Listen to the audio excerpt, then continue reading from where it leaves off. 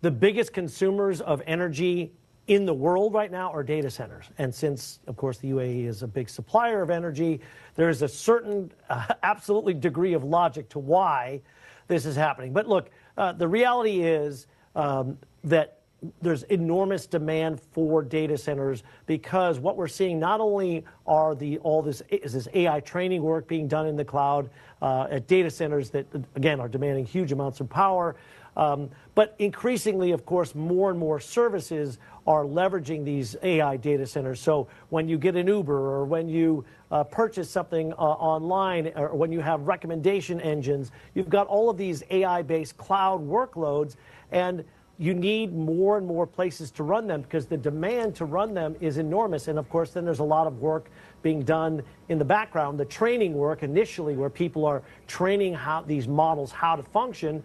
You need data centers to run those workloads. So you're going to see a huge amount of data center expansion here in the U.S. One big concern, frankly, is where the power is going to come from, because they are such huge gluttons for power, frankly, for electricity, that is, these data centers, that there's concerns about how well equipped are the grids. There have been some states in the U.S. that have already started to put restrictions on how many data centers they can have, because they're afraid it will impact the quality of electricity to average households and to businesses and what have you. So, but putting all that aside, there's a demand for data centers, and if this is one way to get it happening, then obviously it makes logical sense for it to happen. Bob, I think it's fascinating as well, because what this also reflects is the unique ability of the president-elect to leverage these close personal friendships and business associations to drive new investment into the United States. I'm wondering, what do you think of that? And is that good necessarily for the U.S. tech ecosystem? I mean, it could be. Look, I don't. It's hard to make a blanket statement across the board. This certainly seems like an intriguing option. You always wonder, because of the business nature of it. It's always been presidential elements and decisions typically haven't been based on personal business relationships. And with Trump, of course, all of that goes out the window. So it's just a different set of rules, and you kind of have to get used to the way that happens, and that's what it's going to be. I mean, there could be opportunities where it makes sense, but there could be challenges. I mean, for me, what I want to see, for example, we've been talking about semiconductors, to make sure that the U.S. continues to support U.S.-based semiconductor manufacturing. And that's really important. That's going to take investment from the U.S. government to make sure that occurs. So I'm hoping we'll see some things like that from the Trump administration. That was started during the Biden administration. Hopefully it will continue, and we'll see more of that. And that would definitely be good for tech overall, and certainly for the U.S. tech industry as well. Bob, can I also get your reaction to what you've just heard there from the Meta CEO, Mark Zuckerberg, in announcing this decision to ultimately scrap this fact-checking program that Meta has been pushing for some time now? Obviously, this is being celebrated over on X, for example, among its leaders, and of course, Elon Musk. They have a similar program that seems to be working, by all accounts, relatively well.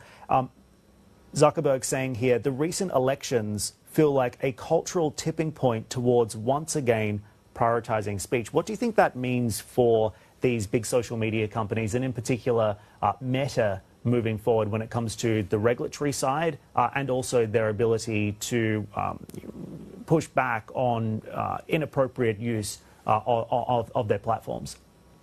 Well, look, what it says is that they're all playing the political game, right? I mean, we can have all these theoretical discussions. They're playing the political game. This feels like the move they need to make, given the current, given the transition to Trump. And, I think there's a lot to be argued on both sides of this discussion, because, as we all know, unfortunately, a lot of social media on the internet is horrific and terrible and factually incorrect, and yet it changes people's minds in sometimes very dangerous ways. So at the same time, you want to offer some degree of freedom of speech. The problem is with social media, it's faceless, and there's no accountability, because people can just say terrible things, and it keeps going on. And so, look, there's no easy answer to this stuff. But I think it's not any magnanimous kind of efforts. It's just playing a political game to position themselves to avoid potential issues. I also saw a story today saying that the main reason that Facebook is doing this is because they were going to be threatened by the government if they didn't do it. So there's a certain sense of inevitability to some of these changes, and they're just reacting in advance to that. But, you know, we have to be also cautious of what does this lead to, because social media has some very, very bad sides to it, and we can't ignore that. And sometimes I feel like in these discussions, some of that does get ignored.